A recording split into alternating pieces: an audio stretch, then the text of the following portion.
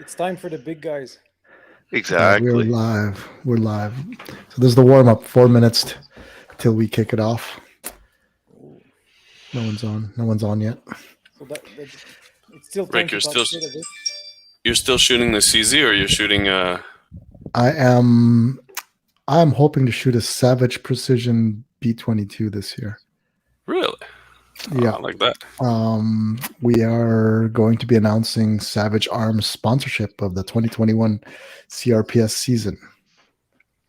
Exciting stuff. I was supposed to go visit Savage Arms tomorrow, but I have to stay in town to finish up some work.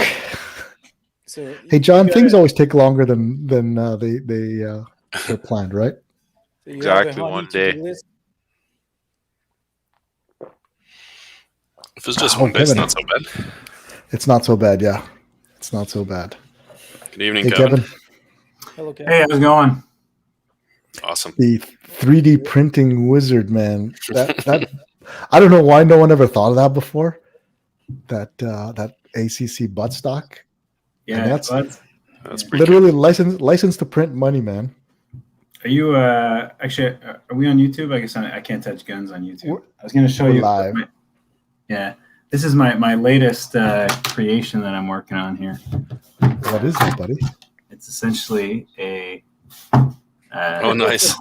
To hold my. So this fits in the ACC holes, basically. Yeah. That's made to use a match saver, but I figured I'd take the spot. But unfortunately for me, I don't know if you guys see that, I basically put in a 10 by 24 screw, and I reached the bottom, and I didn't think I was at the bottom. I broke the 1024. So now I just bought myself a set of extractors, like tiny little extractors. I didn't know they made them. Yeah, these are tiny. They're made for, and I have no idea how to use these things. Kevin, save yourself some trouble. Just stop by Pat. He'll fix you up in no time. He's hooked me. He's managed to pull a few screws out of my rifle a couple times. I've already went to Canadian Tire and just bought this stuff. So I'm probably gonna I'm just gonna point this way, and you guys are gonna see me working while we're doing this. Nothing like an obsession, eh? Oh, I have no idea. I am obsessed. I'm a gun guy. It looks pretty hot in that color. It's amazing. I really like it. Yeah. But so interestingly, I don't. So I was offered about 2 months ago. I was interviewed with MDT to come and have a position in BC as a design engineer there. And due to my personal situation, I had to turn that down, unfortunately. And then about a week and a half ago, Martin called me again and asked me if I be interested in doing anything from Ottawa remotely. And unfortunately, now I'm basically looking at opening up a construction company. So the answer to that was also, unfortunately, no. But then at the end of that conversation, it was actually interesting. One of the MDT guys had seen my Facebook post about the buttstock, and then it kind of alluded to, I guess, a bunch of the other things that I've made. So I guess at this point in time, it's a little unclear, but it looks like I'll be a part-time, I guess, remote tinkerer there. Basically, I'll do some design work on a part-time basis, on an as-needed basis, I guess. That's better than sponsorship, man. There's a MDT pipeline to your house. Yeah, so it's actually very interesting. I'm curious how that'll play out. This was basically last night. Martin from MDT sent an email out to a bunch of guys from the company. So it's actually a pretty cool experience, and I'm really curious to see how that pans out. So that's nice. Well deserved, as far as I'm concerned. Congrats. We're gonna go live. It's 9:00. Stand by.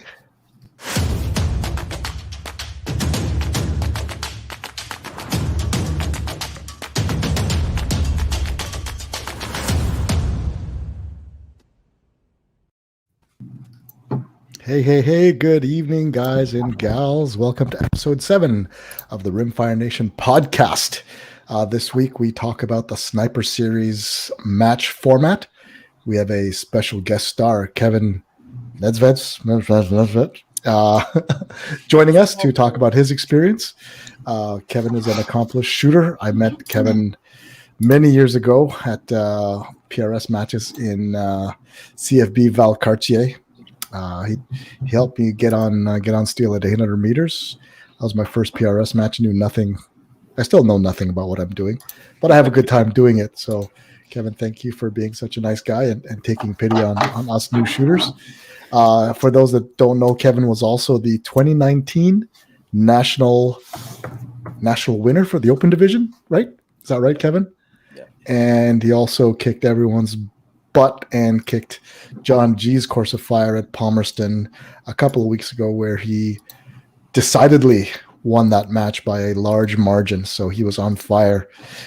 When we get off air, Kevin, you'll tell us all about the special secrets that we need to know so we can shoot closer to your performance level, and not necessarily at our or my current performance level. So welcome, Kevin. Thanks for coming on.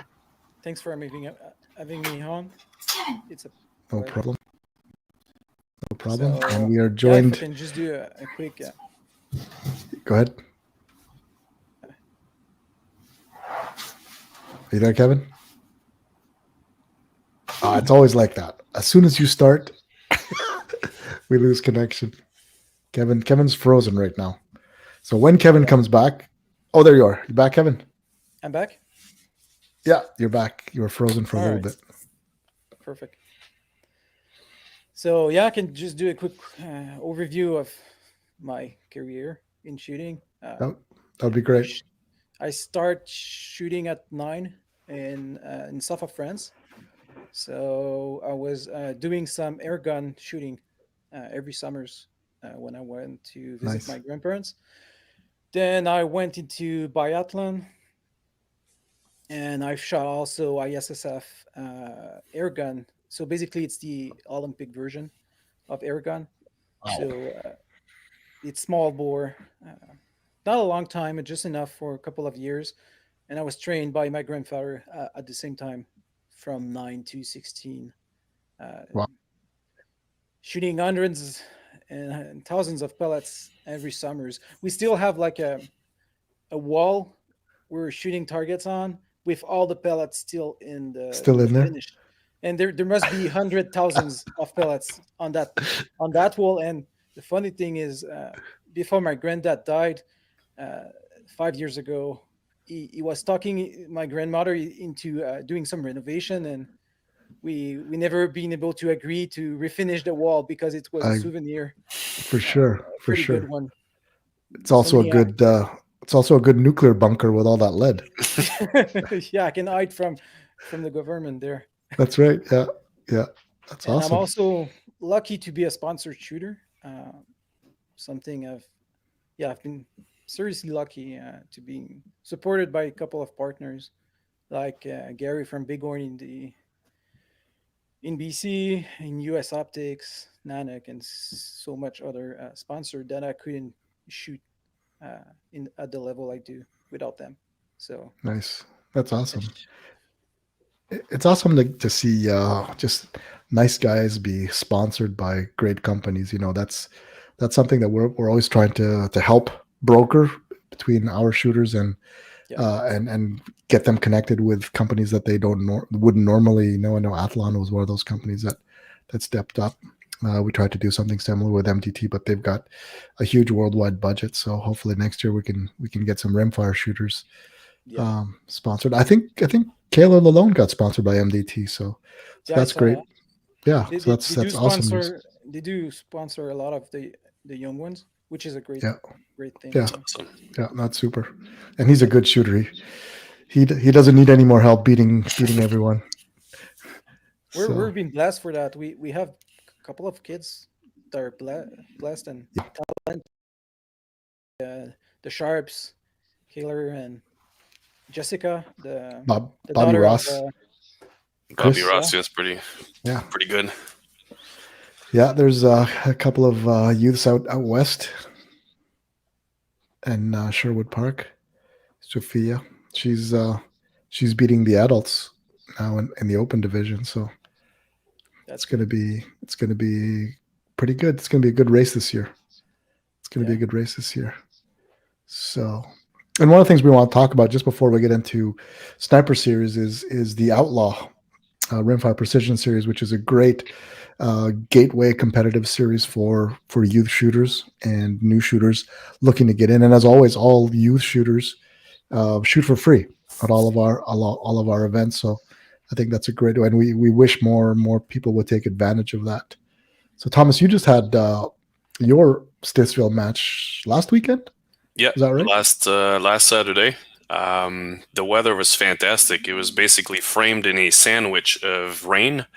So we got, I wouldn't go as far as saying we got sunshine, but it was very comfortable and a great day.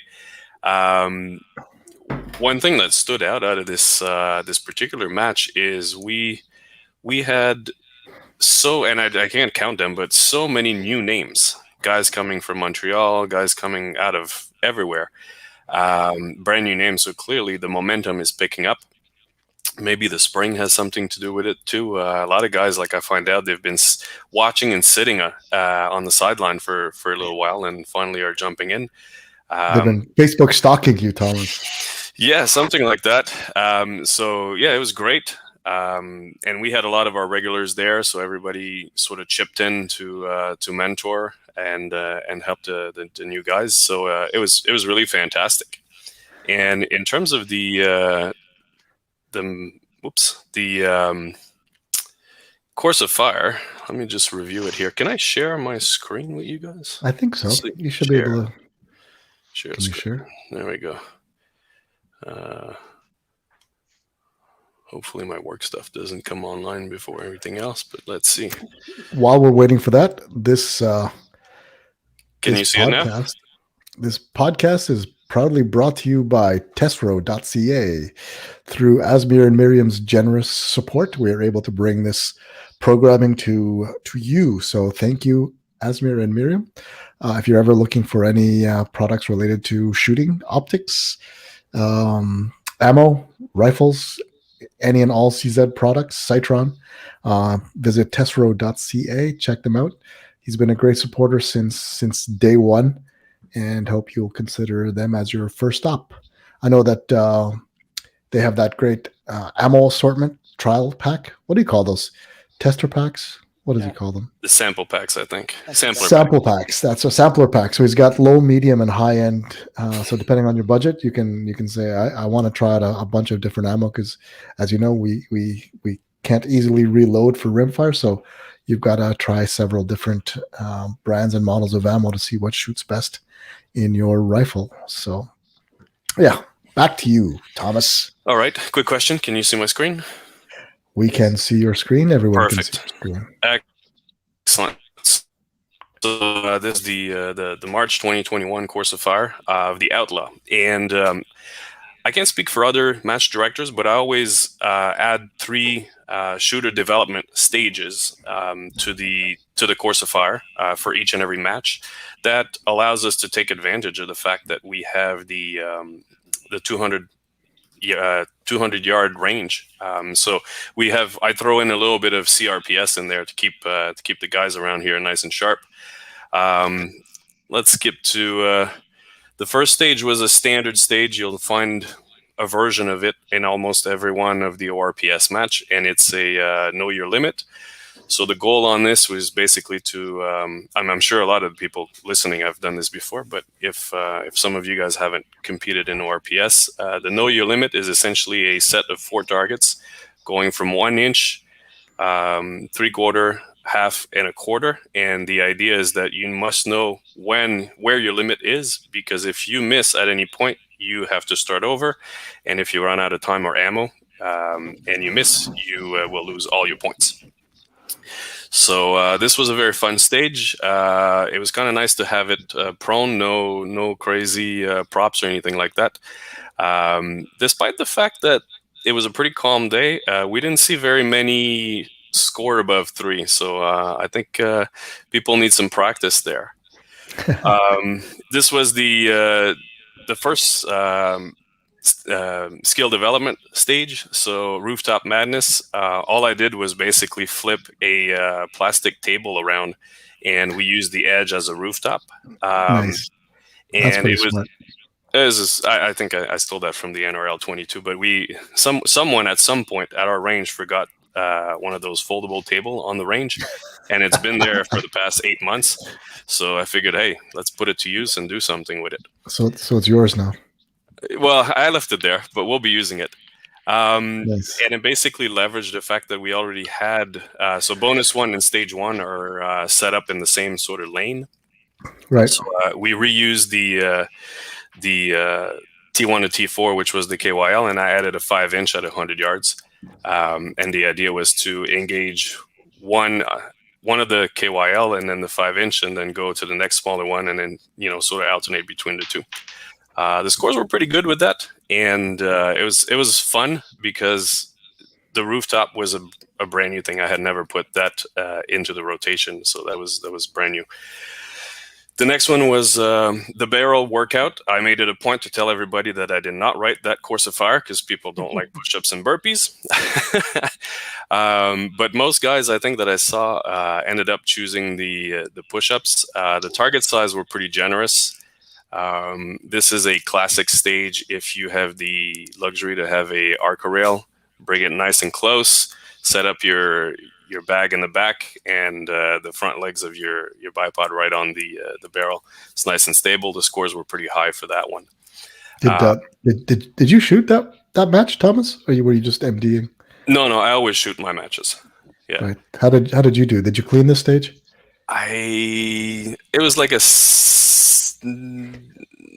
don't know. I want to say like maybe 11. It was a good one. It was one of my good ones. So I'm glad you asked on that one. Okay, good. One thing that I did for if other match directors are listening is we have a bunch of guys. We have a few guys that are beat up. Shoulders that are painful and bad knees and things like that. So the alternate was to essentially remove the mag between each engagement, put your rifle down, walk back to the baffle, touch it, and come back. But that was after, so basically T1, bang, bang, take the mag out, put it down, go back to the wall, come back. So basically, if I wasn't going to stress you on muscles, I was going to stress you on time. Nice. I didn't see too many people walking back to the wall, so I'm guessing most guys kept with the program of doing push-ups and burpees. I'm not even sure what a burpee is, to be honest. All right. Stage 3 was the ladder step up. That's a pretty standard one that we get.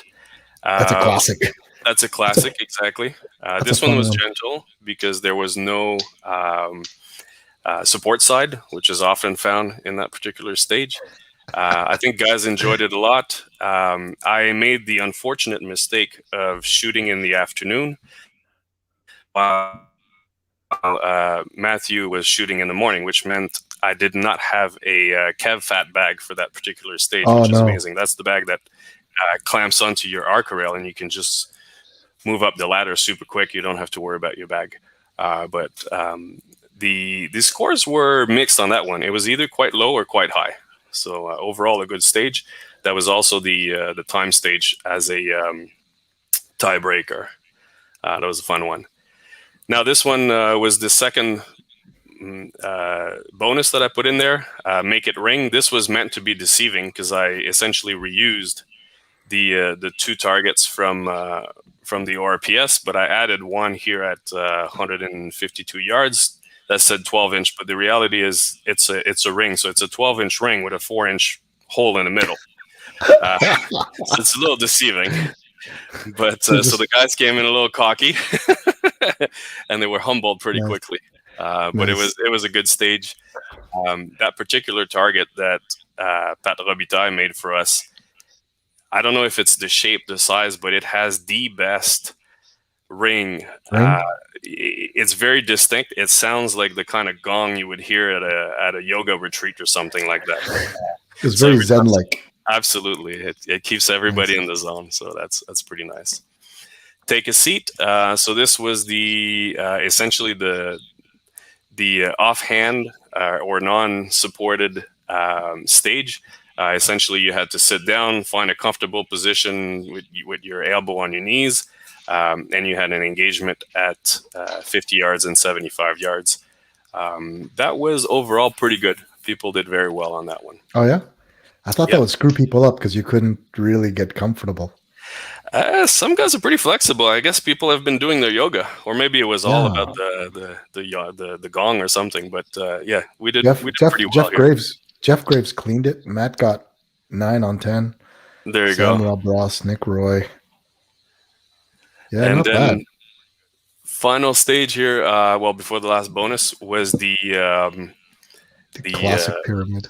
Exactly, the milk crate where you shoot underneath, and then basically the 3 tops. That went really well. People struggled, as our rifles are getting fancier and fancier. Some guys really had a hard time actually getting the rifle low enough to clear the basket. In fact, my milk crates have quite a few holes in them that weren't there before. Oh, yeah? Yes. So maybe the next time I'll have them shoot to the side. But overall, it was an enjoyed stage. See, those are the things. So when we start shooting on that folding chair from the seat to the seat back, you're going to see guys that just can't do it. So you got to keep thinking about those things so that the guys who try and over game it with equipment struggle because when you set 20-pound rifles don't work anymore. When you set up a rifle, I know that a lot of guys have basically a Harris type bipod or Atlas type bipod, and then they have a few like converters, let's call it, or adapters in between to go from whatever is built into this to the base to the arc rail or M-lock or what have not. That height stacks up very quickly. So the last bonus was a spool work. This one was pretty mean, and the score was, I think there was a little bit of luck involved. So basically, I took out the wind teacher, and for those who didn't know what a wind teacher is, again, that could have been deceiving because I labeled it as 10 by 12, but the reality is each pallets. So the wind teacher is a how can I describe it without drawing it? But it's a series of thin pallets that are 2-inch wide by 10-inch high or 12-inch high. There's 5 of them, and the idea was to engage them in order, in sequence. So the first one, the second one, the third one. At 200 yards, with even a pretty calm day, we were struggling. The hit count was quite low. But my idea behind it was that you get feedback. As soon as you hit, you see exactly where your hit is. You can sort of measure what your correction should be, and you try it again. When my turn came, I was quite lucky. The wind was very constant, so I was able to figure out what the correction was, and it worked pretty well, at least on the way out. On the way back in, it didn't work too well. But Adam Sherman, the guy that was shooting right after me, he corrected on, if he was correcting on one side, he was just chasing the wind. It wasn't very good for him. So that's it. It was a great match. Very interesting is one of our guys that have been shooting with us for a long time, Lance Hogel. He's usually a upper middle of the pack kind of guy, but I don't think Lance has missed a single match since we started this in 2018. But he came in third. But he tied with Nick, and those guys did not make my life easy. They tied on the match. They tied on the stage, the tiebreaker, and they tied on the bonus. So what we're going to be doing is at the last match, we're going to hang that medal at 100 yards, and they're going to have to duel it out. First man who puts a hole through it gets the medal. So that sums up our match on Saturday. Awesome. I'll give you back the screen. Here we go. Perfect. Super. Yeah. So I think your groups are getting bigger and bigger, right? Yep. Yeah. We're actually Pascal is going to start a club, and I believe he just received a thumbs up at EOSC. So everyone in the Montreal, Ottawa, I guess we have guys all the way from Petawawa.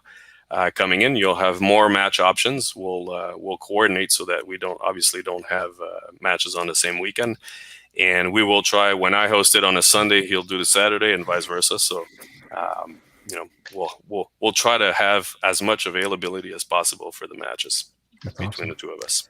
Yeah, appreciate you guys giving people more chances to shoot. Perfect. So let's move on to the main topic, the CRPS Sniper Series presented by Go Big Tactical. So this is a new format for us, and why did we start it up?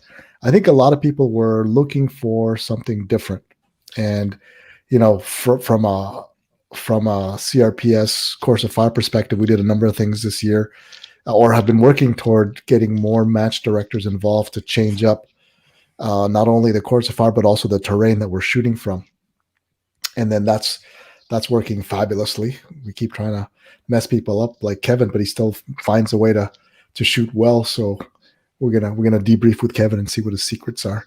The Sniper Series is kind of a different shift. It's still a long range precision format, but there's several things that make it different from the traditional CRPS PRS style. One is it's a team event. What is that, Kevin? What do you got there? What is that?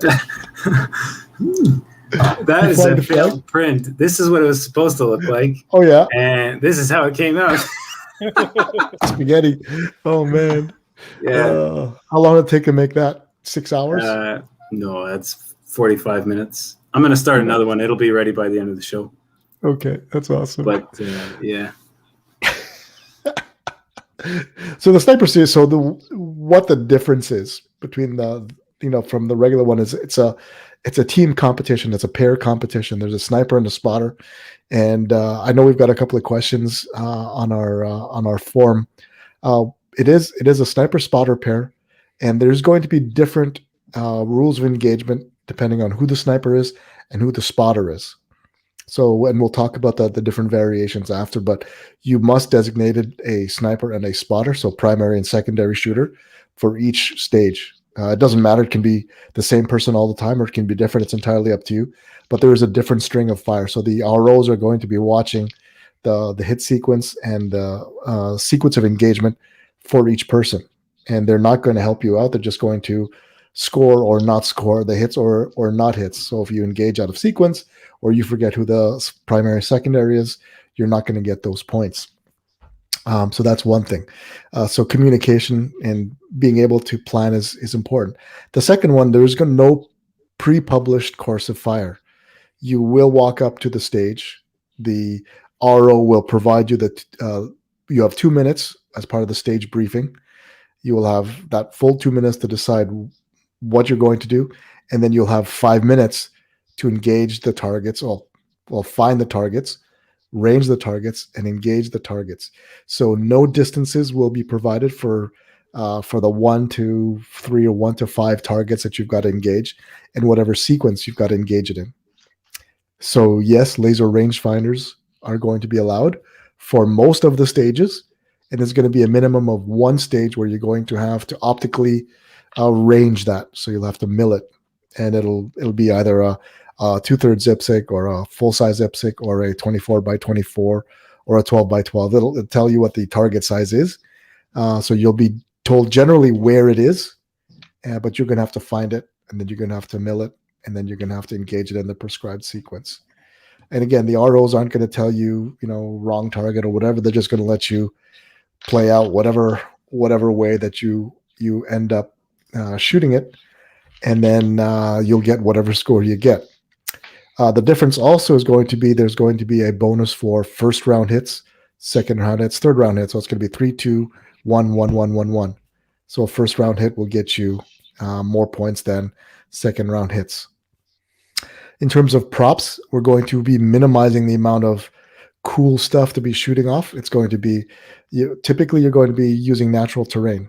Either there's going to be a log or a branch or a tree, or you're going to use your ruck, or you're going to use your tripod, right? Your choice. As long as you can carry it, you can use it, or a standard bipod, right? Really, it's really up to you. What else? It is a self-supported match. So everything you're going to use for that day is going to be carried by you throughout the whole day. So if you take it out of your car and show up with it on your first stage, you're going to have to carry that with you for the rest of the day. right? So there's no staging, there's no gathering points where you can leave stuff behind and pick it up. The intent is to simulate if you're out, going out and going for a nice walk in the woods, you're gonna have to keep all that stuff with you. And so that starts the process. There'll be a little bit more distance between stages. Maybe it's a quarter of a kilometer, maybe it's 500 meters, maybe it's going to be a kilometer. Really, it's going to vary by event. There's two types of events. There's there's three types of events. There's the 1 day. There's going to be the 2 day regional championship. Each day roughly is going to be 7 stages, because of the time required to do the briefing and then give you 5 minutes to engage. We can't run 10 stages. It will be a seven stage match. The 2 day matches will have 14 stages. So that's the 1 day, the 2 day, and then there's the extreme format, which is a 2 day with mandatory or optionally camping overnight, right? And again, fully self-supported. So whatever you need for the entire weekend must travel with you throughout that weekend, right? We'll provide food and first aid, but everything, I'm sorry, not food, we could provide water and first aid, but the rest is up to you. So depending on how comfortable you want to sleep, whether you're going to be like Kevin, sleeping on a picnic table, in -5 degrees, or you're going to be like John, sleeping in a fancy motel, right? It's entirely up to you. So it's going to be a baby mammoth challenge. It's going to be a baby mammoth. The extreme ones are going to be a baby mammoth, and it could be again, the first year we're not going to go crazy. It's very much see what works and then change it as we go. And we don't have experience, and people will criticize, well, if you don't have experience, you have no business doing it. But hey, if you don't try, you're never gonna learn, right? So our goal is to provide a fun, safe, different type of match, and maybe we'll ask Kevin to describe some of the matches you've shot. There's no division by equipment. Everyone's going to be just shooting. We don't have youth division. Everyone is in the same. Everyone's in open category. So really, the focus isn't going to be on gear. The focus is on skills and communication and understanding. The whole process of identifying range estimation, and keeping your developing your stage plan, and then executing that stage plan with your partner. So that's really the key thing. So it's not a gear race. It's going to be a software test. So it's going to be fun. It's going to be challenging. So that match sold out so quickly, and so we're looking forward to being able to run that. Yeah. So Kevin, why don't you give us the experience of from your perspective? Have you shot these matches before? So just to put things in context, my experience is based on center fire matches. So either as a competitor or as an RO, because I've doing some volunteering down in US way back 2015. In fact, the Mammoth Challenge, I've been ROing there once. Before it was done by Competition Dynamics. In fact, it was the same. Okay. Same staff, just different name. Okay. I've also done 2 other field match. So what I'm going to describe as a field match is can be like a PRS match, but the format itself, there's no stage descriptions, there's no gear limitation, so it's blind stage. So you're on your own. There's no super squad effect. Something we see in PRS, like with all the interaction between the shooters discussing. So there's nothing like that. So you're alone. Yeah. In our case, we're gonna be with a spotter or a single secondary shooter, just like in Mammoth, out of their comfort zone. Because I think the really first thing will be target acquisition. So that's the main issue, is that from experience, we were offered a multitude of targets, but like, for example, 4 targets, and the first thing your spotter will tell you is we have an issue. I can only see one target on the floor because they don't. There's no signs on a T post on the side. They're not painted. They've been there for at least like 5 years. Right. So it's almost if they have hidden the targets. So you Yeah. you really have to find uh, straps, frames, other things like that. And the second big issue is uh, managing all that information, putting that on paper so you can remember what you've seen. Yeah. And then on top of that, you have to range your targets. And as I was saying to Rick before starting the show, it it's easy to range with a laser rangefinder, but it's even easier to not range the proper thing. So you might think you've ranged the target, but maybe you have ranged one of the legs of the T post that is 5 yards behind. That's going to make an effect, especially on rimfire. Maybe not on centerfire, but on rimfire, it's Right. going to be doing something, and then maybe you just range like grass or a dirt pile or a tree behind the target, and then you're going to be engaging, and you won't see the feedback, and then you're going to have to. There's a quote by Mike Tyson that I like is everyone has a plan until you get punched in the mouth. So Yeah. Yeah. so that's what's going to happen. For sure. And I The think I man, think part of those laser rangefinders also is that just because the reticle is on the item, it doesn't always yeah, the bounce laser from that item. Yeah, and Yeah. and you have the laser diffraction. So basically, it's covering a certain size of the target. So Yeah. it might be wider than what you're trying to range. So maybe you're Yeah. not ranging at all what you think you're ranging. So everyone needs to test shooting real size targets at real distances because Yeah, what you see is not always what you get. and I'll give you And an example. I'll give you an yeah, example with my Furies. Uh, it's not the time to test those binos in the field before. You have to do it yeah. before because my laser doesn't go in the center of the reticle. It's Oh, it's really? in, it's on a specific spot at the bottom. So it's not the time to try to figure that out, and you're ranging like just behind the target or something like Yeah, that. So that's it. So that's very important. So you have all been warned. If you are going to yeah, shoot the match with your laser rangefinder, make sure you understand where in the reticle your laser rangefinder is reading from. So I would recommend that since our first match is going to be in Battle Hill, and you know that ravine stage where that little creek yeah, runs through, there may be one or two trees there.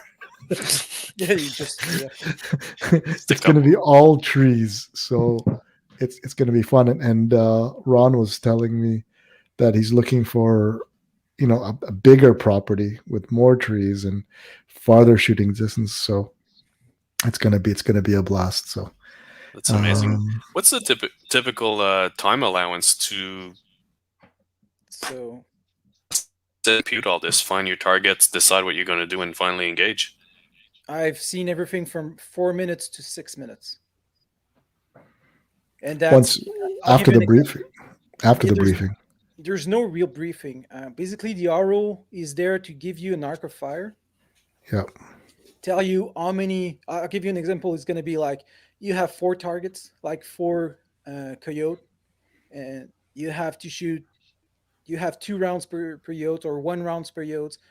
Then you're gonna have like your secondary shooter is gonna be shooting a second round if you're missing the first, or the secondary shooter is gonna have his own entire um, uh, stage. But you have to manage that time. You have to do ranging, taking notes, planification of the stage, gear management, communication, yeah, and you have to split that time between your primary and secondary shooter. yeah. So So it's for our match, the stage description will be printed and put on a board that only the shooting pair can see. The RO will describe based on his standard script of what he's able to say, so it's consistent for every team. And then so you're still going to be squatted up, but the other teams in the squad will wait where they can't see or there's no communication between those teams.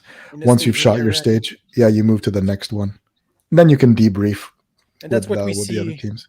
That's what we see in field match. We have a Yeah, staging area, and the guy's gonna go to the stage, do their things, and I even saw some match where there's no real RO.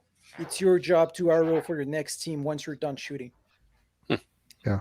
And there's a roll up, and then there's no waiting. So the team that just shot just went to the next stage. So there's no communication between the teams. Um, so sometimes it's almost impossible to do a true blind stage. So you're gonna still have some teams that can see what's happening, but there's no glassing, and I think that's important.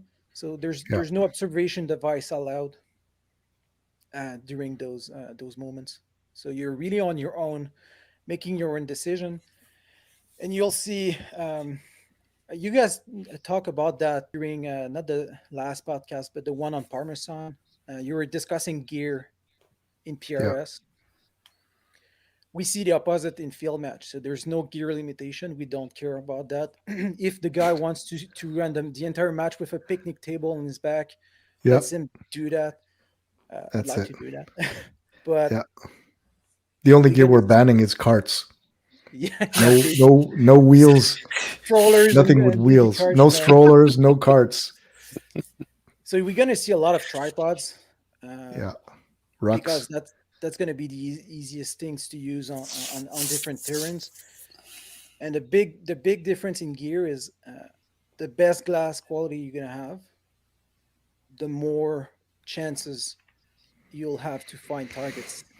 Yeah. And to identify them properly, because I remember of a stage at one of the competition dynamics match, they were mixing targets and they were giving you clear instruction, really basic ones on what's the target, but they were mixing shapes during the engagement. So I remember shooting the wrong plates many times, and in fact, it was not the good one.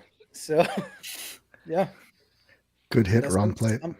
Exactly. So that's something to think about, and you won't see your misses, especially with Rimfire. It's going to be hard to see your misses, especially if you have ranged the wrong distance. So we're only going to have matches on nice sunny days where you can see trace and see the bullet. So sometimes don't worry, guys.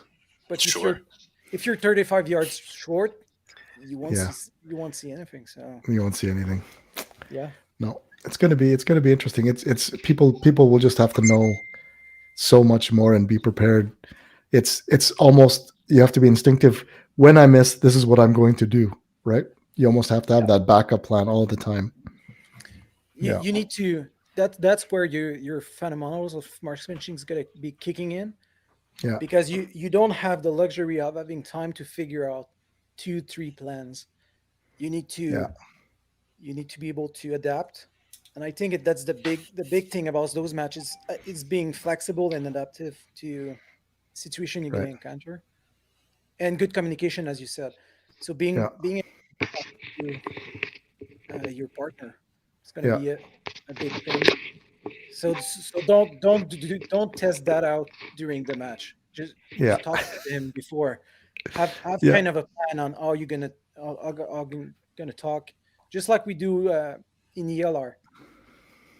The spotter shooter conversation is important. So you give clear, short information, and you don't You both have to agree on what's right? Yeah, you have to. Where's agree, right? Where's left? and you have to agree who's giving what feedback and who's deciding. So, for example, most of the time when I shoot ELR, that's going to be the spotter job to give me calls. Yeah. And other than if I see a big issue with what is giving me as a feedback, I will do what I'm said by my spotter, because otherwise you're going to be fighting information and you won't shoot the stage. So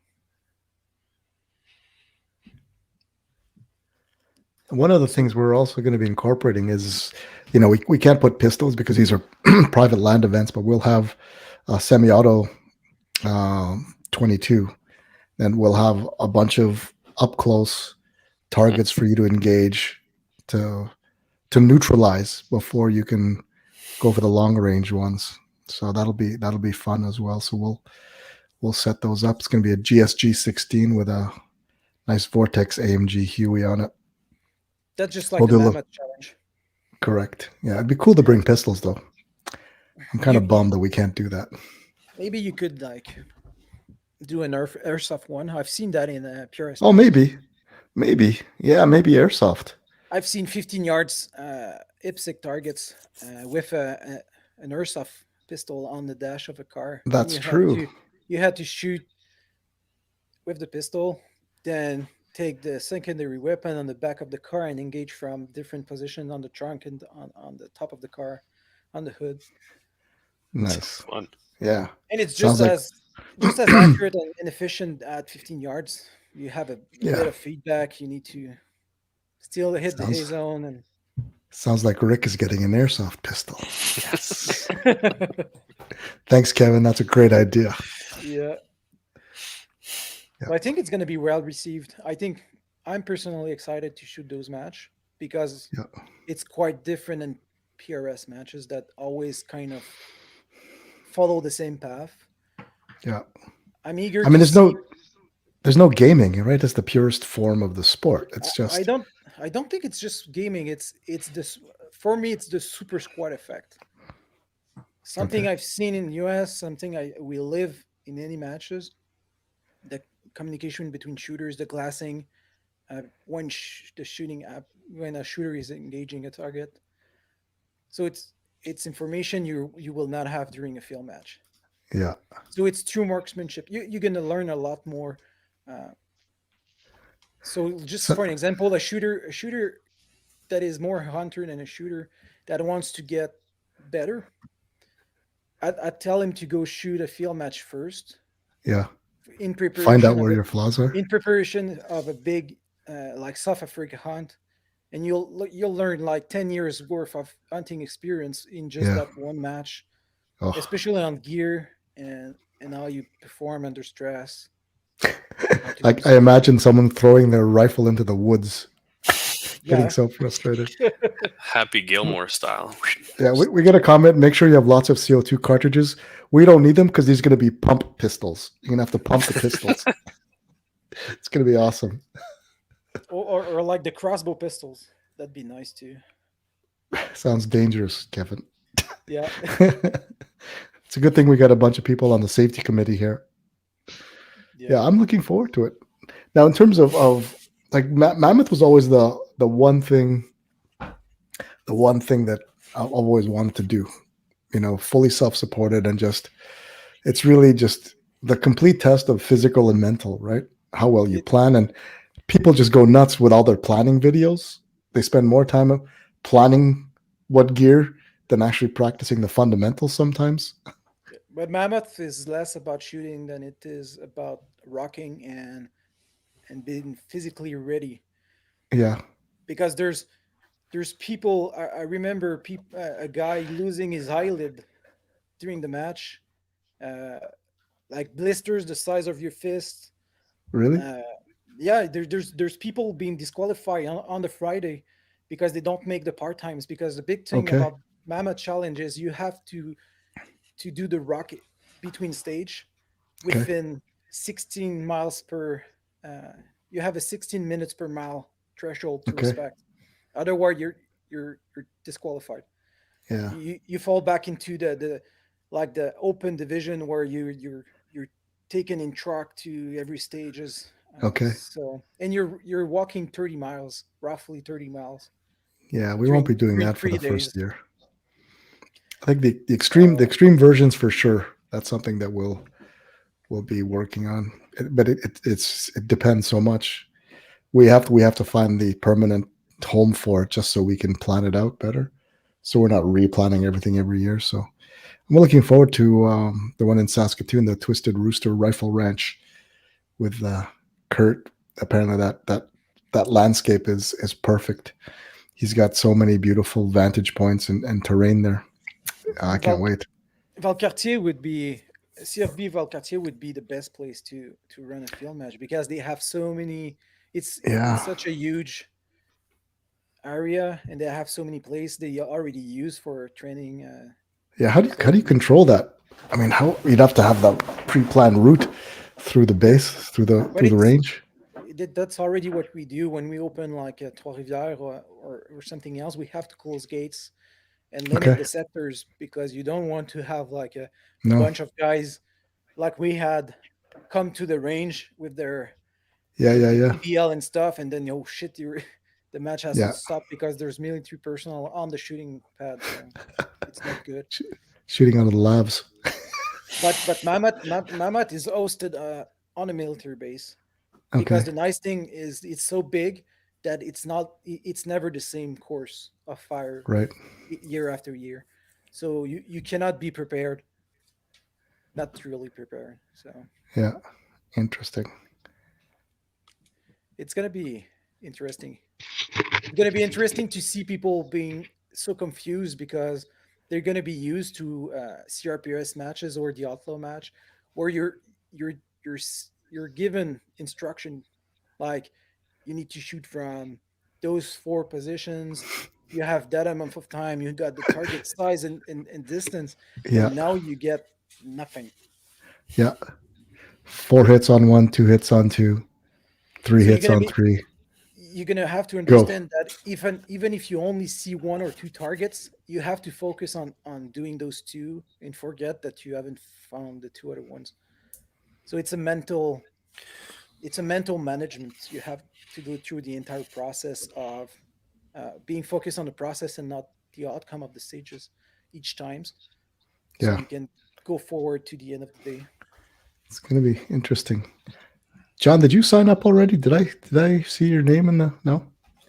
Is that something that interests you? Let's go, It John. does. I like the problem solving. That to me really appeals to me. And before competing, the majority of my hunting was small game. So that's spot and stock, and you have limited time there too. So if you're gonna just sit on the top of the ridge and take your time ranging it and everything else, you're gonna lose your opportunity. So the process of range and engage, that appeals to me. It does. The spotter shooter combination is something I have never done. So that would be completely new to me. And I am of the personality I kind of like to just do my own thing, leave me alone. So I don't know. You're gonna have to make a friend though, John. Yeah. You're gonna have to How be do you nice. do that? I don't know, man. I haven't been able to. I had to start a whole series just so people would hang out with me.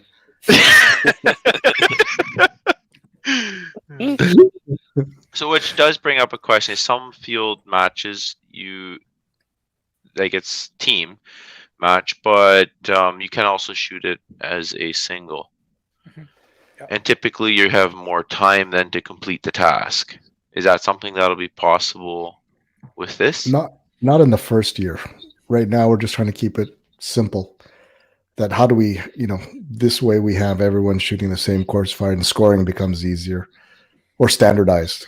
Certainly, we could look at adding singles later on, but for the first year, we just said one size fits all and conform, shoot, and then we'll evaluate. But it's easy to find partners. I mean, we've had 3 or 4 guys, come and say, I'm a single.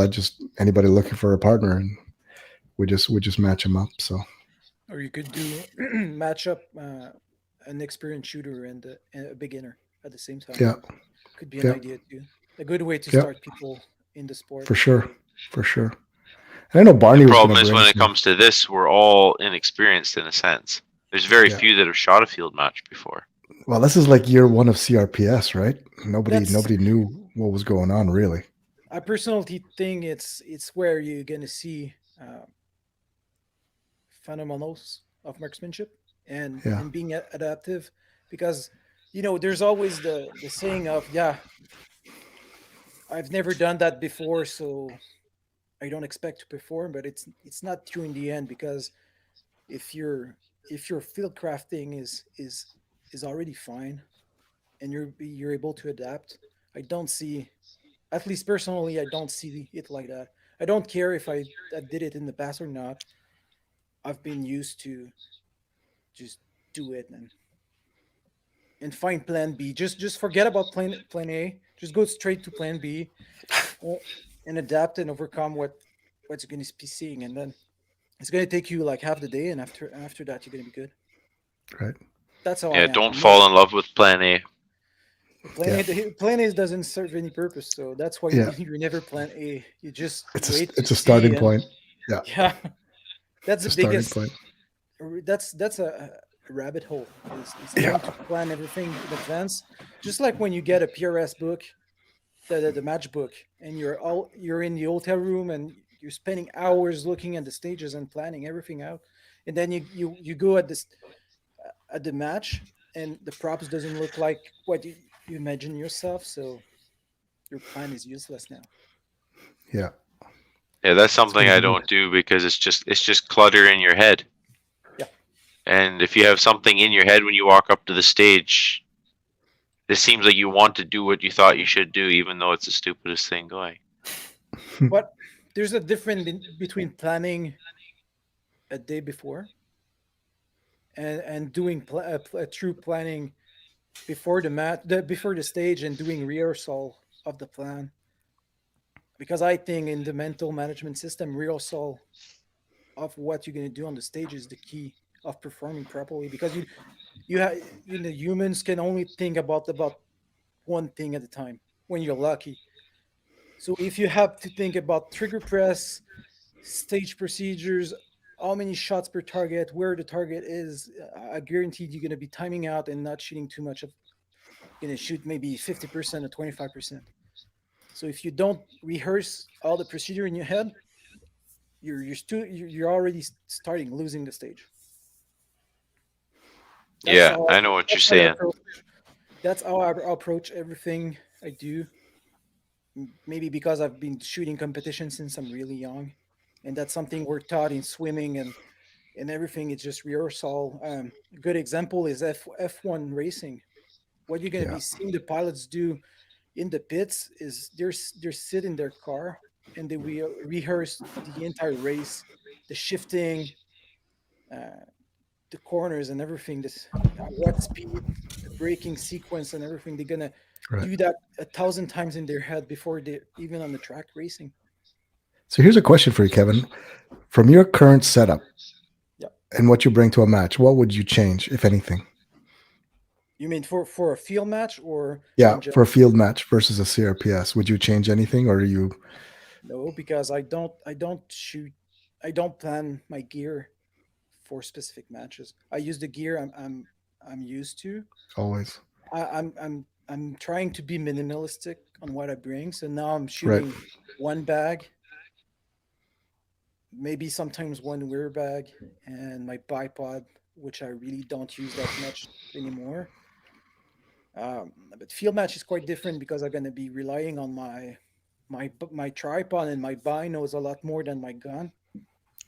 Right. So if there's one thing you really want is a bino with laser rangefinder combo. So no, you don't want two separate units Yeah. because by the time you're glassing, you have to remember where you glass the target. Yeah. Now you have to find that with a rangefinder that is like that big of an ocular. Yeah. It means if you're lucky, it's an 8x. So bino is your most important. It's your best friend. I can do everything, even PRS with no bags or maybe just a sling, but I need my binos because if I'm allowed to glass, I'd be stupid to not glass the entire Yeah. time because it's free information. It's planning. So I can see when I can see what people do and how they fail. Right. And in field match, it's the only thing that you can use to find your targets. Nice. So if you So had the Vortex Furies with AB, then that would solve all your problems, right? That's why I'm mad because I've bought the Fury like less than a year ago, and now they released the one with AB in it. AB So I'm now stuck with the standard stuck. one. So Poor you. for me, no, I'll take it off your hands if you don't want it anymore, Kevin. I'll just but I'd like to have the EB one because it's gonna be so fast because you don't have yeah. to do I won't have to play with my caster roll, the paper dope. It's just one press of a button and you get all the information you need. Like the SIG also has range there's finder? 3 now. There's the Kilo 3000 and the Leica has released one too. Oh yeah. So there's like 3 big models. In binos, or it's still the No binos. Binos, okay. Nice. Yeah, and you have basically it's the Geovids from Leica. They're really nice and super expensive. That's what I want, but the bank account says no. Just got to work more, John. I think the Fury are doing a great job. The SIG too. I've played with Ron SIGs, and they're really working fine. Does the Fury have a small beam size? Yeah, distraction of the beam is quite small. It's not like the one from the Vectronics, but it's not the Right. same size. But it's not as big as like the SIG would have. Yeah. I For would those say that don't know, it's John, can you because- explain what you're talking about? So the laser beam that is sent from the rangefinder is going to have a certain size. So if you measure it with the Leica that I have, it is 0.5 mil high and 2.5 mils wide. So if you're trying to range between 2 groups of trees and the target is through a crack, if your laser size is too big, it's going to hit on those trees and not get through to the small steel plate. So a big beam will often give you a longer range and faster, but it's not going to be able to sneak through, thread the needle, so to speak. But there's John, you said mil in the sense of milliradian, correct? Yes. Angular measurement. Okay. Yeah, you could say MOA if you want, but I think I of it in mils. I heard mil, but my mind said millimeter for some reason, but I just wanted to confirm. Yeah. It's basically a divergence of the beam. That's what you see. But the nice thing is, even though it's big, there's the scan mode now. So at least you can scan and see the measure of the distance, and you're gonna see one closer or further, so you can have a look at the terrain and decide what is what. It's better than just pressing. There's some units you need to press wait, like the Swarovski ones. They're nice, but you need there's no scan mode, so you press and then you see the distance, and then you have to do that for different elements and then decide what is what. So scan feeders on the Furies and the SIG are really nice for that. But there's so much you can get for the money you're investing. Like the best beam divergence, I think, is from Vectronics, but they're way more expensive than. They make the Leica look cheap. And it's not a binocular combo, so you still have to deal with less magnification. And I'm gonna get more magnification and less, and do a compromise on beam divergence. What magnification is the Fury? Just like the other one's 10x. It's 10. Okay. I'd like to see a brand like US Optic. If you listen to the podcast, do like a 12 or 15x laser rangefinder. Yeah. I run 10. I run 10s for my binos. I'd really like to see a 12 or a 15. I think 12 would be the best. Yeah. In middle, because it's give you a bit more detail. I think the Vortex Viper is 12. And the field of view compromise is not that big.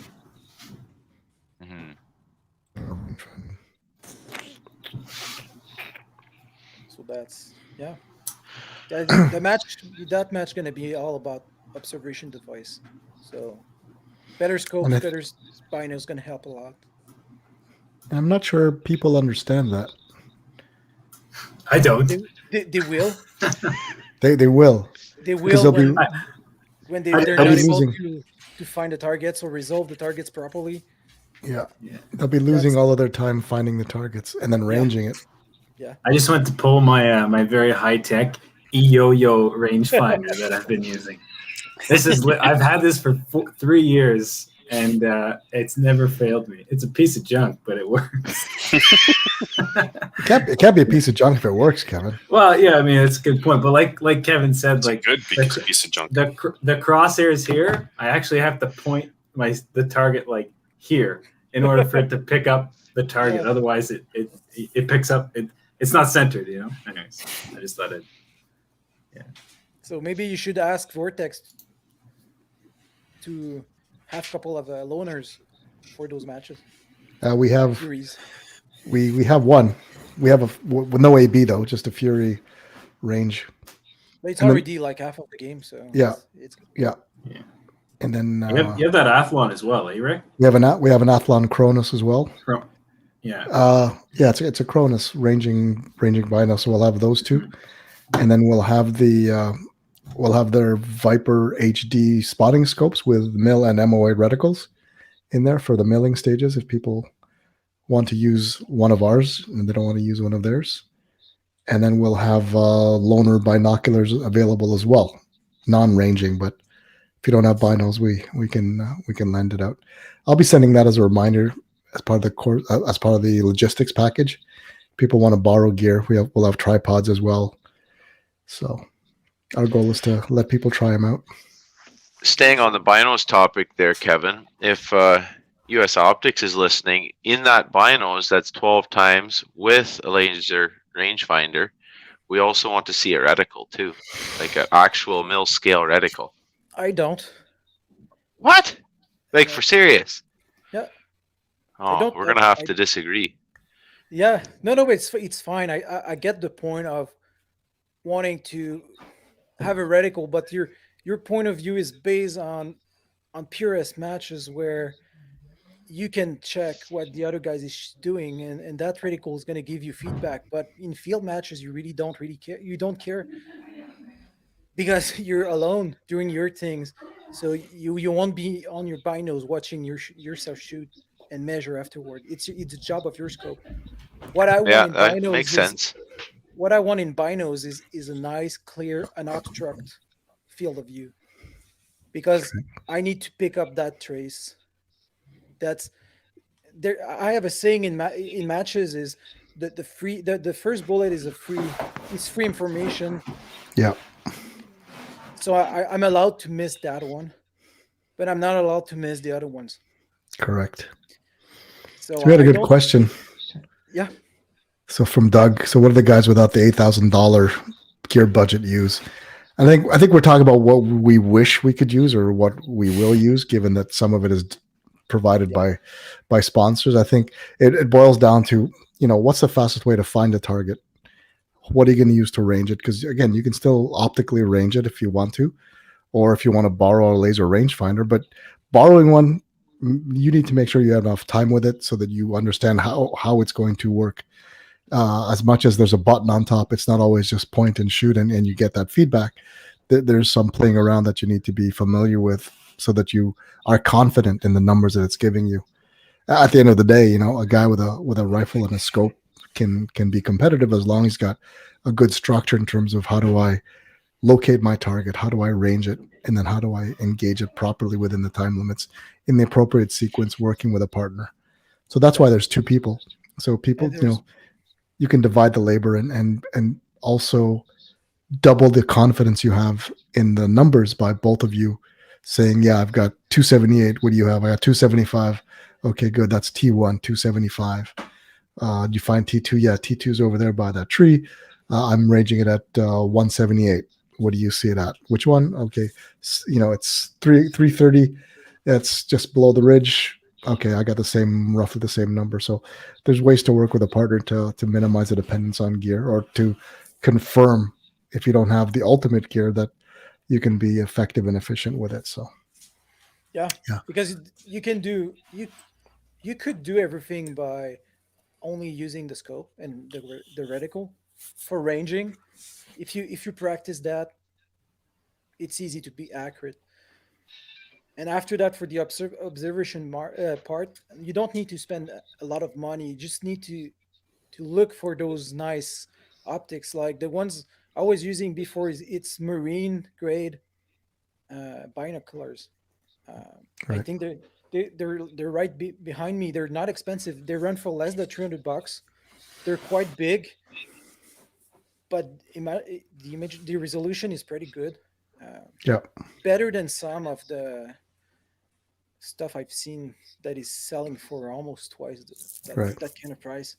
So, And again, most of the stages will have optics donated by Vortex available for use, whether it's binos or spotting scopes. So which is if you awesome.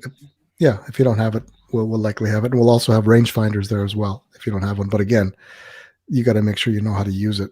So, Yeah. But it's there for those that want to try it out. And I think with what you said, Rick, we're opening the Pandora box of field crafting. Correct. Because as you said, there will be some stage where there's no kestrel, no wind meters. Yeah. It's you, your finger.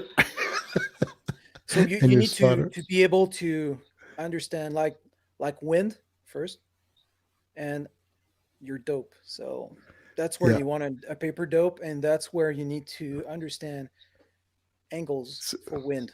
So like you basically need a compass and a protractor, and that's all you need, and a piece of paper, because it's easy to find the angles and everything afterward. But if you've never done it in your life before, you're gonna have a hard time for a couple of stages. Yeah, but again, that's like the first year of CRPS. Everyone was trying to figure it out.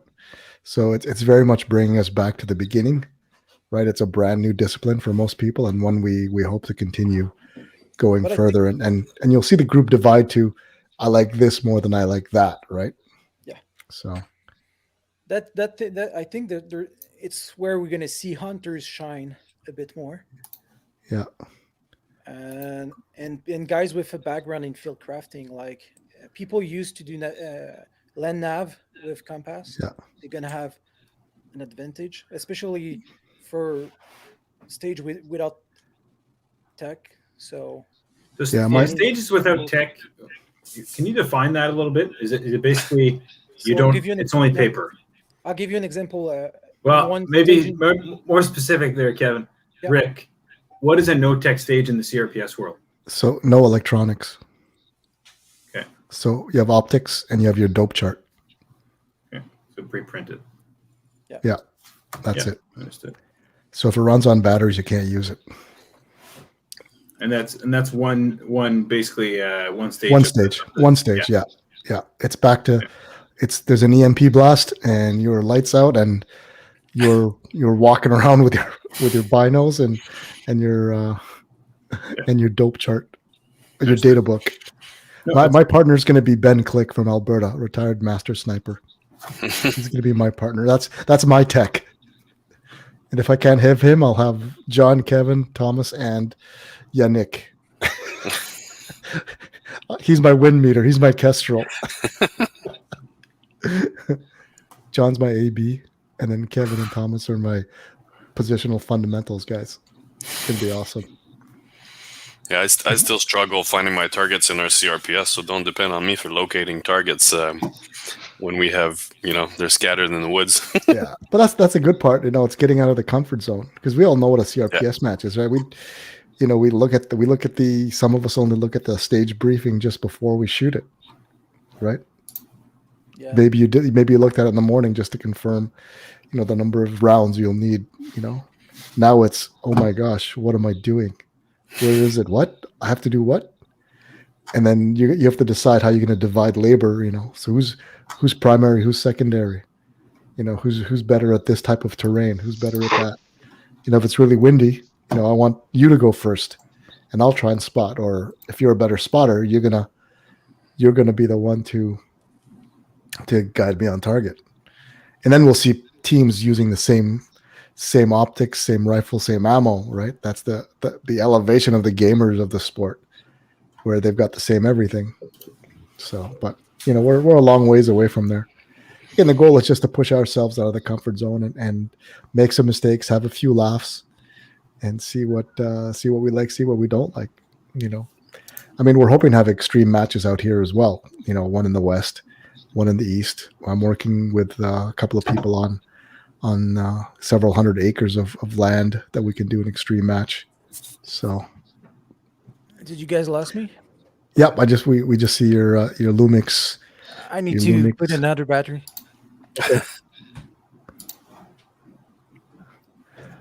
Right. See, I got a $20 Amazon plug-in battery replacer. Should look at that, Kevin, if you're going to do this longer. So in terms of rules, so we had a question from Robert Gordon elaborating the rules for the Sniper Series. The rules are fairly straightforward. It's all self-supported. You must carry everything you're going to use with you. There's going to be a printed stage description. That's the first time you'll see it. The RO will provide additional instructions as needed, and then you'll have between 5 and 7 minutes. We're going to try and hold it to 5 minutes for you to plan and execute your stage, and you've got to hit a prescribed sequence for your hits to count. So first round hits will always count more. So it goes 3, 2, 1, and then subsequent hits are going to be at the 1. So getting on target fast is a priority. There's no crosstalk between squads, between pairs. It's always a sniper spotter pair. You can decide at any time who's going to be up first. It could be the same guy shooting first all the time. There's no set that you must switch out. I mean, it's meant to, leverage your strengths and figure out what works best for your team. So once you finish shooting, you move to the next assembly point to wait your next stage. Matches will typically have 7 stages per day, and that's pretty much it. We'll give you round counts, but from a stage description, you'll be told X number of targets. You might have roughly, either map coordinates or general coordinates or landmarks, right to the right of the big tree with a Y, or halfway up the slope at 11 o'clock from the firing point. Different ways of telling you roughly where to find it, right? Roughly 12 feet off the ground. Just different things. And part of it is your ability to process data, shared data, and develop a plan of attack. So I don't know why. I just noticed Kevin's very blurry mic. Yeah, I know. Are I'm trying to find a solution. Just turn that lens. Or is it your laptop? Yeah, it's complicated. So.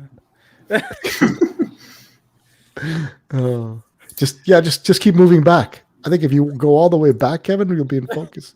No, not far enough. So that's pretty much it. I mean, anybody have questions at all? Shoot. I have one question, I guess. We talked a little bit about the shooter and what you're supposed to do, but you have a lot of experience, Kevin. What kind of little tips can you give us to be a better spotter?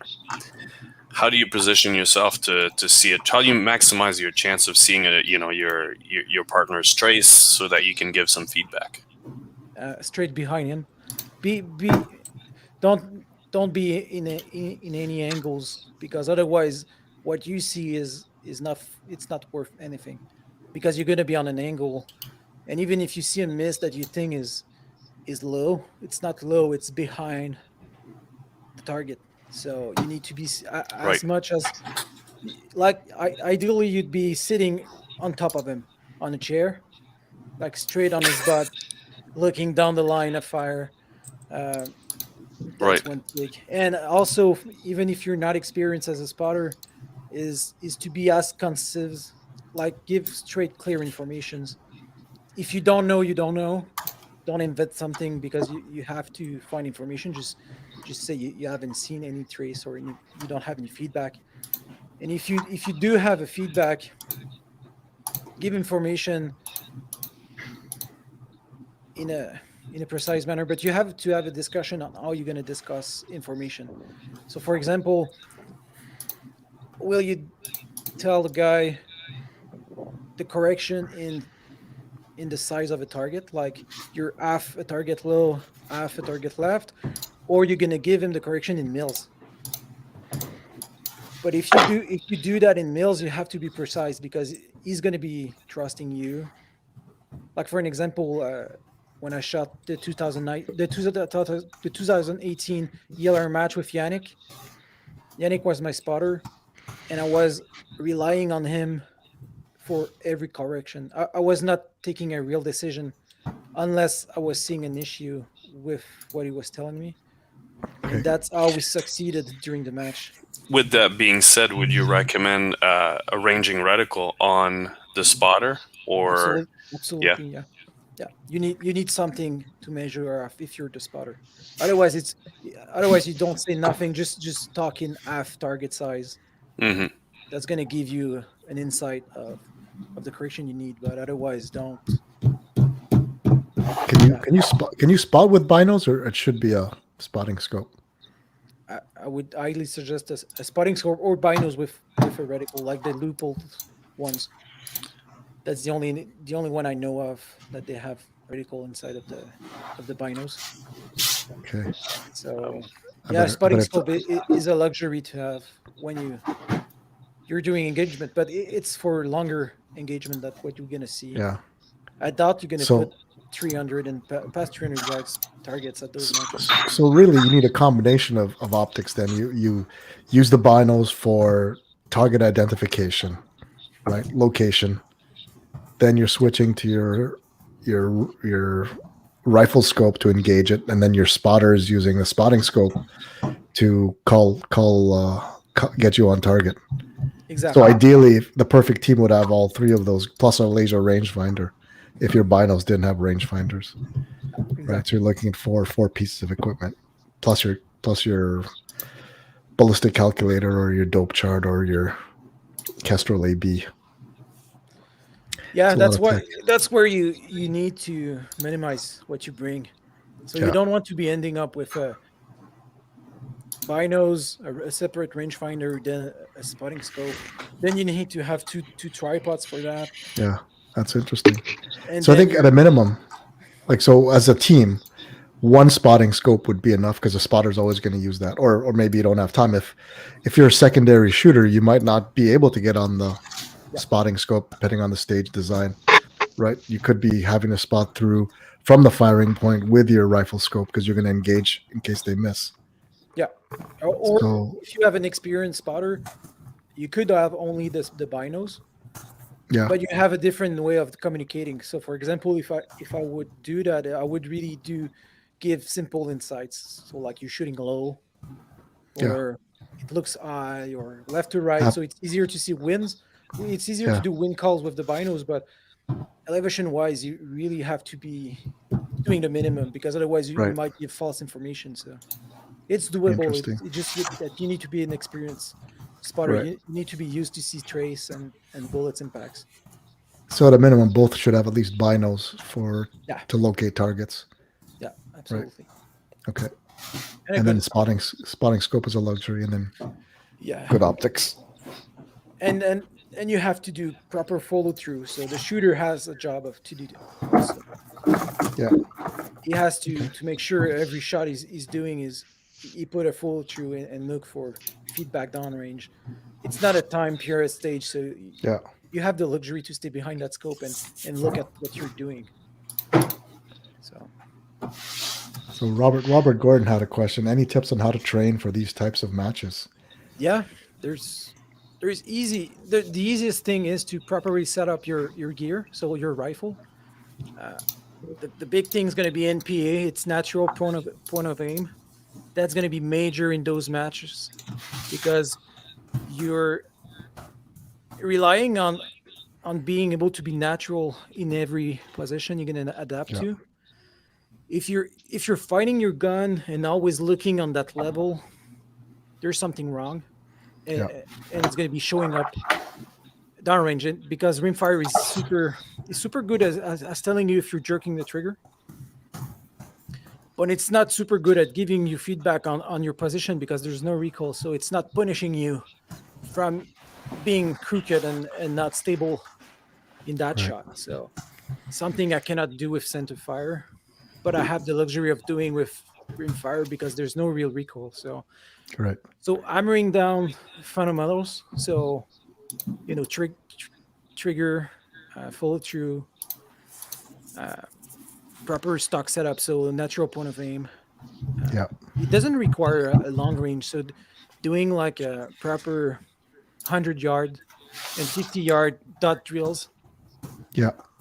I mean, maple seed, we teach it at 25 meters, so you don't Yeah, need distance. You just need a small enough target to yeah. be able to give you something discrete to try And out then and get feedback. training with your gear. Yeah, training with your knowing- partner. Yeah, just communicating and training with your gear. It's not the time to test something in a field match. You Yeah. might do it in a PRS match, but not in a field match. If you get brand new equipment, just go outside and play with it. Please don't. I'm wondering if that format would work for an outlaw type sniper series, where 100 yards you've got pairs. I mean, it's crazy, but like walking people on, something like that, where you have kind of like a. Oh, there you go. Oh, look at that. I can see clearly now. No. That reminds me, we haven't had a unknown distance target at as a Stittsville bonus in a while. Maybe There you go. maybe that's coming. There you Don't go. remember- So Robert, just go to Stittsville ORPS. Thomas is going to hook you up with some unknown distance drills. I think it's down to field match is down to field craft. So Yeah. learn what is a compass and how to use it. Nice. This one is not flat. So yeah, learn a compass. Learn to angles. Just understanding angles between the line of sight and the wind. And learn how to measure distances with your reticle. Learn how to draw, what's the sniper Terrain map. A terrain map. So that way you can remember what you spotted. Yeah. Train to talk with your partner. And fundamentals. I know I think I've said it 10 times, but it's everything. You have to be solid. You can overcome so much issue with solid fundamentals. Yeah. You And again, could basically never shot a match in your life, but if you're solid behind the gun, it won't be that much of an issue. But nobody really worked that. People are gonna shoot groups when they should be shooting dot drills. Yeah. Because groups don't tell you much other than if you're able to replicate every time the same thing. Dot drills teach you how to work around trigger control, full through recoil management and stuff like that. Can you elaborate on the dot drill? What's your process? My process is quite simple. I have two processes: a standard process and a stressed process. So I'm gonna lay out. I have a big sheet. I have 100 dots, and it's. I go to Staples and I buy the small a quarter dot colorful stickers, and I just lay the entire sheets with hundreds of them, and I'm gonna shoot between 20 and 50 in a row at 50 and 100 yards with center fire, because I do center fire too and rimfire. Something like that, but I use a plain center, but you can use different size. Way back then, my granddad was training me on 2-inch, 1.5 inch, 3/4, and then 1/2 inch and 1/4 of an inch dots. And I was doing that on support sling when I was shooting biathlon. So it's scalable, and I can promise you, if you're able to do just even breaking the hedge of that 1/4 inch or whatever the size of the dot is, you're gonna do so much better in a match, even if you don't have experience on positions and stuff. But people don't train like that because they just don't know. It's not something we learn at school. Correct. So you get to a you maple have seed. maple seed, or just do it by yourself. Like I'm a self-taught. I'm just used to the process of trying to exploit my weaknesses. So And when you practice this, you do it off of barricade. You do standing Barricades, offhand. yeah, A little bit I of can everything. a little bit of everything. Even though if it's only like, I give you an example. In Quebec, we don't have the luxury of having nice ranges, or even like fields like John is gifted because he has such a wonderful place. But like me in Quebec and like all the other guys, I have 100 yards max, and I have a no skies rule, so I cannot even see the sky because there's baffles blocking the view. And now that I moved to Quebec, I have access to Valcartier, so I'm kind of lucky now that I can shoot steel. But you know, again, shooting steel, you'll never learn anything. It's not about just making impacts. It's training properly. Yeah. So just shooting on a bench, if it's the only thing you have, shoot dot drill on the bench, and you'll learn something. Nice. And it doesn't cost much, just paper targets, and it's easy to go through 200 and 500 rounds of 22 in a day doing that. And you'll get more than shooting 20 rounds groups or 10 shot groups at 50, 100 and doing that for nothing. So especially when the group is like 2 inches on the side of the bullseye. So yeah, I've made a nice shot group, but it's not in the center of the target. So your mind's gonna imprint that as something good, but it's not something good. Yeah. And then you're gonna have to unlearn everything and start from scratch because your mind is used to that now. Yeah. I think Doug Rodenbush has sent a link to the steel zero targets, which you can use as your dot drill, basically. For those that don't know it, it's basically just a steel plate with a bunch of 1/4-inch holes spaced right across it. So I'd still use paper, but yeah. Yeah. There you go. Still has its purpose. It's during matches. Training a different purpose. I think. That's it. That's me. No problem. Any other questions? Any other topics, Kevin, that we need to prepare people for? There's hundreds of topics. Yeah. We could talk about that for many podcasts. I know. I think people just have to shoot the match and then from there develop a plan to correct the deficiencies. I think until you can over prepare. I think like you said, it's focus on the fundamentals, keep it simple. What are you going to use to range? How are you going to range it? How are you going to organize yourselves so you keep track of where the targets are, what the sequences are? So it's one huge mental management exercise, really, all day. That's why you need a mental management system. Like I don't know if you guys, I think you guys thought about it, but the book with winning in mind. Yep, from Lanny. Nation. Yep. That's like the best gift you can give yourself. Yep. In that, and then you've got the Linda Cunningham and Keith. Yep, the secrets of mental marksmanship. If you can take like just 10% out of that book and apply it to your shooting and how you do things in life, you're gonna be winning a lot of insights on how to do things. Yeah. You guys gotta get on the Tony Robbins Unleash the Power Within. That's what it's really at. Unleash the power within. There you go, man. Well, it's working for you, Kevin. Only $500, all right? It's a bargain. It's working. It's working for him. It's working for him too. Yeah. So for those matches, it's going to be target acquisition, gear management, and then communication and fundamentals of marksmanship. That's the 3 milestones to achieve during field matches. Yeah. Don't worry about the gear. It's no, all especially about you. There's no limitations, so have fun and bring a picnic table or use your partner as a support. I want to see that. So pump pillow. Pump pillow. Who's the guy that has a mattress size? Oh, the beanbag chair. Corey Johnson. Yeah, Corey Johnson. Time to bring that thing out. Yeah, the one bag. Yeah, for once it'll be allowed. Yeah. That's true, Corey. Hurry up, man. Get down here. Awesome. I think that's it. What's going to be the stage time, Rick? Probably 5 minutes. Not too bad.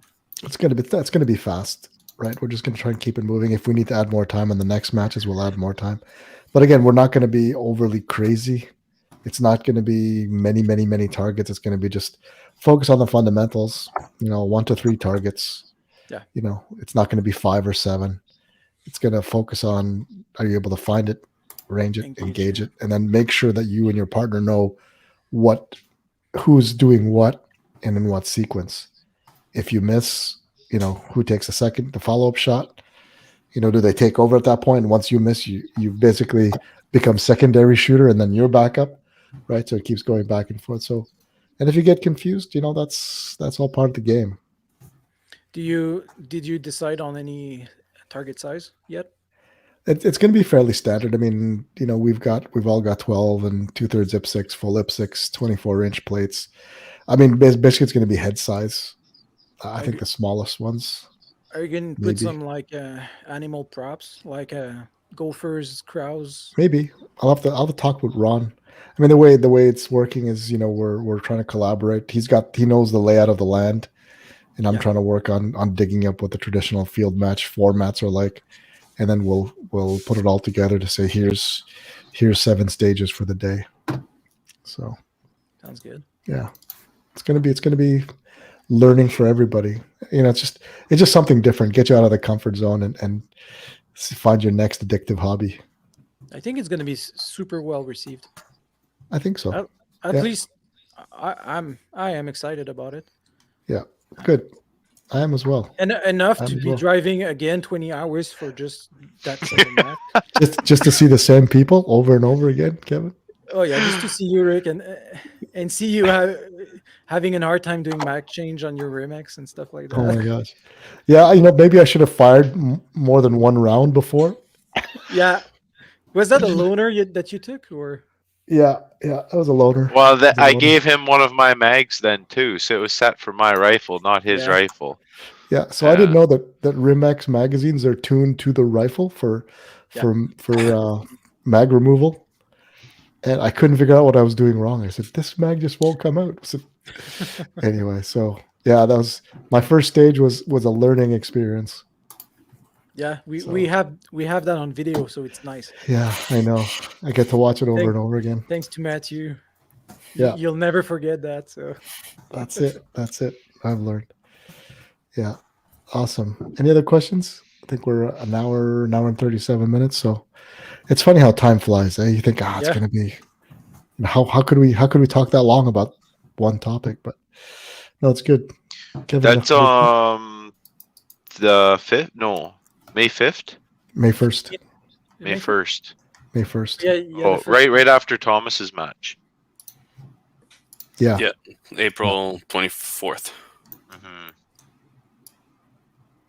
So now, and then the day after is East Elgin. Yeah. ESA CRPS match. That's going to be a nice weekend. Yeah. So now I'm spoiled because of the Palmerston layout. You've got that, L-shaped range. Now we're back to the square range where all the targets are going to be all in a row, one behind the other. But you have so much time to shoot. You just there's tricky tail fishing winds down there. I remember in 2019 we were having a hard time even at close range because there were some tail fishing front and back. So exactly, it's not that easy. No. That's the nice thing about rimfire is even with 5 miles an hour wind, it's not easy. So yeah, the nice thing. No, but with center fire, nothing happens until you hit like 10 to 15 miles an hour winds. So yeah, I laugh sometimes when I hear center fire guys talking and say, "Oh, they were holding like 2 mils of wind." I'm like 2 mils of wind, like must have been calm. you know what's the saying in PRS is just hold left edge the entire match, and you're gonna be hitting plates all day long. So yeah, that's not something at Palmerston. I was holding like 4 mils at 175 meters. So yeah. I don't even hold that at 2,000 meters during dealer match in 2018. So if we switch to center fire, we would all clean up, right? Because there's like no wind. It's recoil management. Oh, so the nice thing is rimfire is trigger control, and center fire is recoil management. Yeah, I forget how to do that now. Yeah, but If I you haven't make a shot big ass semi-far in- 25 pounds 6-dasher, you're gonna be good, Rick. I don't think I'll be able to pick it up. I need to work out. It's gonna be pinging you up. That's right. Yeah. All right, guys. So let's do shout outs and closing remarks. Hey, my shout out goes to Graham Young and all the folks out at Canada's Gun Store for sponsoring the upcoming X22 Challenge Series match this weekend. Also, shout out to Tom at Go Big Tactical for making the Sniper Series happen. Great guy, huge support. I mean, it's unbelievable how much support he gets from his manufacturers. I mean, our cup runneth over with all of the support he's been able to bring, so that we can put some great loaner rifles for you guys to try out. He's actually got Area 419 Arca rails for all of our loaner rifles. So all those Tikas and CZs are getting Arca rails from Area 419. And we have a Minox going on that Rimex. So that'll be a nice upgrade. What's on that rifle now? Can't remember. Athlon. Cronus. The Cronus. The Cronus. So yeah. I guess it's gonna go on the short barreled one. The LR. Yeah. So that'll be nice. So shout out to those two fine, upstanding gentlemen for all of their support. Kevin, any shout outs for you? Yeah, I'd like to say thanks to everyone that support me. So, my wife for enduring me, especially. And, I know. And just my sponsor, US Optic, for their trust. Big Horn for the support. Benchmark for the barrels. Yeah. What are you shooting? The FDN? The FDN? FDN 25, yeah, with the GVCR. And I have the 3x17 coming soon. As soon as UPS decides to deliver the package. That's the perfect X22 challenge scope. Yeah. Something in that low power variable. Yeah, I'd like the 110 or the 18. Yeah, as long as they have the right reticle on it. They usually don't have the right reticle on those lower powered. I don't know why they have so weird reticles on those LVPOs. Because they're just tactical. Yeah, they think they are. we're gonna change all that, right? This is part of the groundswell. If enough of us say, hey, we want to use this at our matches, right? We can change the world in one podcast. So. Yeah. Next not this podcast. Next topic is going to be VPO shitty reticles. Yeah. What's wrong with the scope manufacturers and their shitty reticles? Yeah. Thomas, how about you, sir? Any shout outs from you? Quick shout out to all the guys who decided to step out of the shadow and join their first CRPS last weekend. It was fantastic to meet all those new faces, and also just a quick note, if because we talked about the Mammoth Sniper Challenge in the beginning. If you're not familiar with that, hit YouTube. It's a pretty phenomenal event. Something really interesting. So check it out. John G, any shout outs from you? I thought I'd give a shout out to Pascal for stepping up, and if he's going to be running some outlaw matches as well. That's a lot of work and a lot of responsibility. So good on you, Pascal, for stepping up. Mr. Goyette, any shout outs from you? No, nothing for me. Thank you for the good evening. I appreciate. I was quiet today, but it was good. It was informative, even though I didn't look like I was paying attention. I was. Did you get that screw out, Philip? I did. Where'd it go?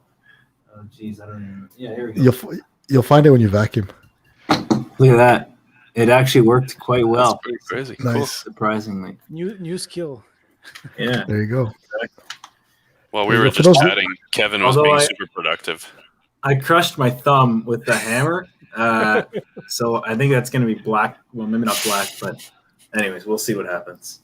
Normally, if you're hammer with wood, it's a little soft. This was hammer into aluminum, so there was no compression there.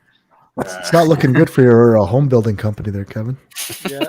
Well, as I said, hammer and wood, you get a little bit of give, Okay. all right? Okay, gotcha. Just don't Good thing your use thumb was there. You'd have chipped that nice paint. Yeah, exactly. That's right. Yeah, that's right. And we don't have a lot of. Someone's asking where do we get more information on the Sniper Series? We don't have a ton of information out there yet. If you're looking for it, if you look at the Rifleman's Team Challenge or field matches, you'll get a sense of it. You want to look at the Mammoth Sniper Challenge. That gets you more information on the type of match it is. Have a look I at don't the NRL Hunter podcasts. NRL Hunter podcast. Okay. Yeah, basically it's field matches, and they have a good description on what it is. Nice, awesome. Well, thank you, Kevin, for taking the time out. Thank you for all of the support you're giving the new shooters, and congratulations on your win again. I can't say I'm looking forward to seeing you again because we're going to be competing the next time I see you. So I'm just kidding. Always looking forward to seeing you. Me too, my friend. So thank you, gentlemen. Thank you for coming on again. Appreciate you guys taking the time out and all the things you do behind the scenes to keep this well-oiled machine rolling. It's awesome. So thanks again. All right. Good night, everybody. Thanks, Thank Rick. you, Don't forget guys. to like and subscribe. Take it easy.